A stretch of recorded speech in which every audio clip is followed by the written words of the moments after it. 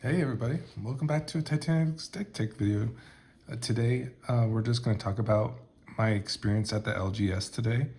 And yeah, once again, I just went down there to play, you know, test out a couple of my new decks. In particular, I have an Aragorn deck that I really wanted to kind of try out. So yeah, and it turns out once again, they were having the $5 Commander tournament. I believe they call it the comp tournament or the competitive tournament. So this is a tournament where people get all their nasty stuff. And, I had talked about it because, I just sit down at a table and it looks like they were starting up another pod. Like people wanted to join in. They saw me as just like a player and they didn't know if I was playing or not. But, by me playing in, like they got to create another pod and, they were able to join up into the tournament. So I really wasn't intending, I didn't bring anything really too overpowered or, just kind of usually just kind of the decks I could usually just join in with anyways. And so I brought out my Brago deck first, and of course it was just way too slow. I mean, I don't have any, I don't have like the Ancient Tomb or Mana Crypt or Mana Vault. I don't have any of those kind of things in general. And just like really, I really don't have any of those, infinite lines, you would say. I don't have like the, what is it? I think it was, is it called Brainstorm or something like that? It's like a card that mills you, and then like Lion's Eye Diamond was another key component of that card. And there's just a bunch of like lines like that, right? Where, people can like mill themselves to an infinite degree. I think the Underworld Breach is also part of that combo too. So what does Azorius get? I'm not really sure what their infinite lines are, but yeah, anyways, it was still fun, of course. And, I always learn something when I'm playing in those tournaments. Like, even if I'm really getting smoked, it just kind of shows like maybe things in my deck that I could probably improve on to a degree. And really, I do notice that I'm like critically lacking in removal. I'm like, especially like whether it's, like communal board wipes or even spot removal, decent spot removal. That's something that I'm definitely lacking on. I really felt pretty comfortable actually with the Aragorn deck. And I had a good start. I had the Ragavan, I had a Soul Ring on turn 2, but it just wasn't enough for Nigella. She was just too good. She was able to come out on turn 1 with the Mana Crypt, and then eventually Grim Hireling came down, and they were just making so many treasures, and it wasn't really a game after that. But I did notice that, like, I have had conceptions of this deck where I did play more removal, and I really probably should have kept it like that. What I kind of get like kind of caught up into is the curve, and like really having like that kind of like exponential, kind of mass, right? Where you're just really synergizing with everything, the cards you have, and kind of overpowering the opponent from there. I think that's kind of my play style. To an extent, I like to kind of maximize value, but I really feel like I need to like kind of address removal a little bit more. So I'm just going through this deck in particular.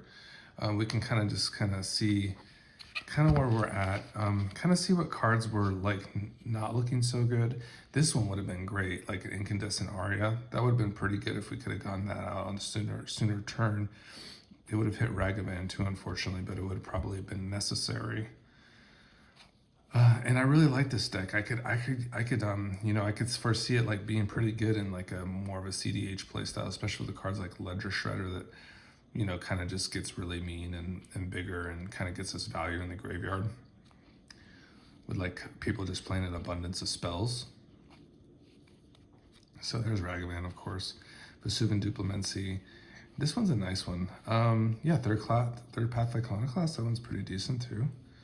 Of course, Metamorphs. Yeah, and this is like, this card is like really important actually, like for those lines with like Nigella and like the Grim Hireling. You need to have some sort of board presence, because if you don't have blockers, you just kind of get run over, right?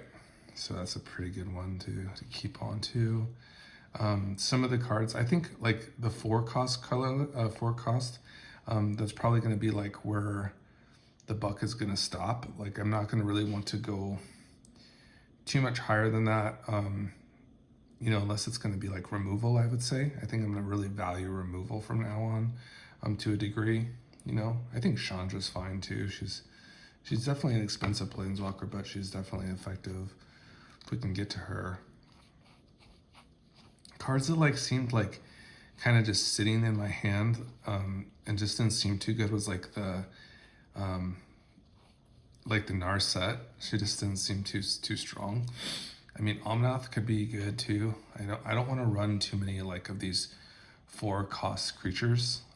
Other than like, I mean, Aragorn of course is kind of makes the wheels spin. So like that one's pretty important. There's Underworld Breach.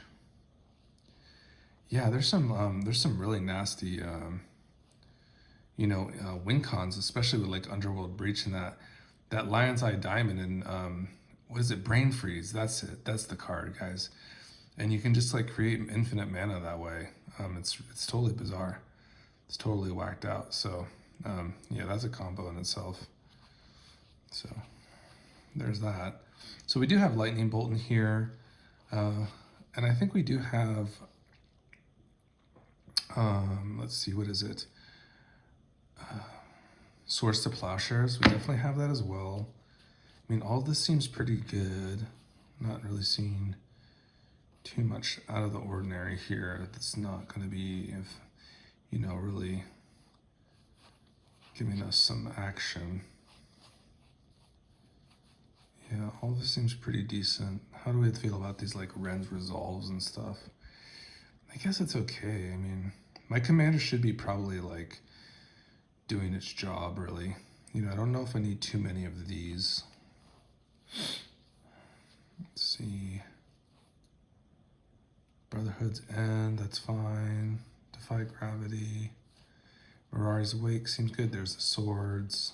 Arcane Signet. Lorraine Revealed seems fine. Questing Druid, that's fine because it's on a creature. That's fine. Chromatic Lantern, Dig Through Time. Ancient Grudge seems good. Fire Inscription. Nature's Lore. Reckless Charge. Probably could say goodbye to that. Say goodbye to that one. It's kind of expensive flashback, you know, for the flashback card. I think I have enough flashback cards already, to be honest. And same thing with Angel Fire Ignition, that's probably too expensive too. Noble Hierarch. And there's Narset. Okay, and then I have Escape to the Wilds and the Rish card. Those are kind of pricey. So, I mean, I could stay with the Rish card, but let's see. So really, the objective was to kind of add more removal, right? So I just was going through my binder and I was like, well, what do we have that we don't have yet in the deck? So Chaos Warp, that could be a decent source of single spot removal. We have Beast Within. As long as we're running all the decent white removal, they should be good. They should be fine. So everything on top of it should be fine too, right? So we have Beast Within, Chaos Warp, Path to Exile, Pyroblast, and a Vandal Blast. So I think that was kind of the 5 we were looking for, right? Five cards to get in. And it looks like we got 5 here to switch out. So this iteration should just be better in general because we'll be able to like deal with, you know, some commanders. I feel the Aragorn lines are kind of strong enough here where I can get down like a Vesuvian Duplimancy and, you know, start copying Aragorn with we do have still like even taking out the Angel Fire and the Reckless, what is it called? Reckless Charge. We still have like Homestead Courage in here. Let's see. There's our Vesuvian Duplimancy, of course. Artful Dodge. This one's great.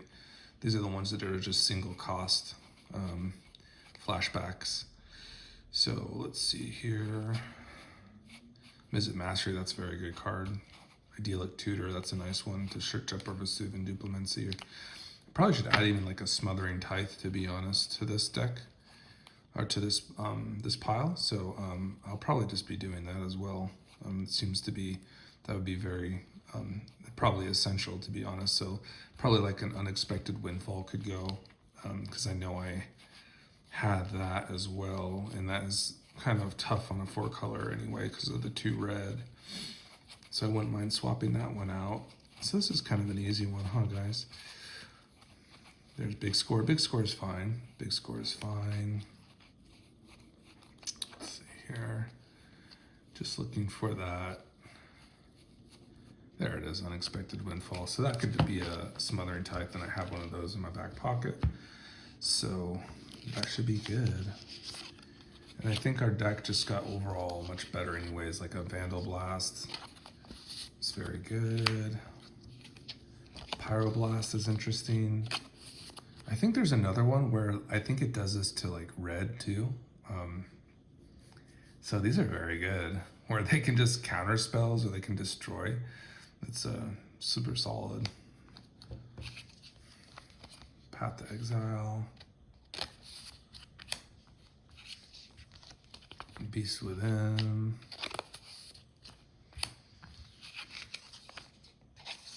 Chaos Warp. And then we could just imagine this one as a Smothering Tithe. But yeah, some of the other like removal just off the top of my head, just like, I mean, that I could just add into like my mono black deck too. And I actually think like this one is like really, these ones are kind of sneaky. The Bitter Triumph and the Bone Splitters, because you can discard a card and that can actually benefit you. Like if you want to put something in the graveyard, that's like another like good part about this card, is where you get like that versatility, and you can also just discard a card into your yard, so that could actually benefit you. So that seems like really good. So this is definitely going to be in my Sauron Necromancer build, and I kind of talked over that, like released that video yesterday. I really want to integrate like these, like a Bone Splitters and Bitter Triumph in here. Perhaps even find like a Feed the Swarm, because like I really feel like I'm lacking on that like removal, and I actually prefer the instant speed removal. So Feed the Swarm, I have to like think about that one, you know, kind of deliberate about that, but for sure, like this single target removal for instant speed, that's definitely where I want to be. Especially with that option to discard into the graveyard, it seems very good. So overall, I had an excellent time at the LGS. Definitely learned a lot. What did I think was, I got to play someone's proxy deck. I got to play a Ob Nixilis deck, and it was very good, and I ended up winning a game with it. It was very interesting, you know, to see some of those lines where in the synergy too, and you know, there's definitely like a pattern of you know, you can see these kind of fast mana tools. There's these creatures that basically you can just sack to create mana, or just discard them from your hand to create mana, which are very interesting. And then of course you just have all the, you know, other fast mana components, all the different Moxen that you just kind of have to like pitch a card, and they just come on the battlefield and they're just ready to go. So those are all very interesting cards. Nigella was oppressive. I think that that commander was very good and very fast, and very scary to have it come out in an opening turn, especially with someone going first with that and just opening with that card, was very frightening and very strong. So yeah, other than that, yeah, most of the commanders, I saw Bonder there, he was hanging out, and someone was trying one of the newer commanders from Fallout. So there's definitely some people, you know, still, you know, brewing around and trying out new things. But overall, it was very fun. So hope you all have a great day.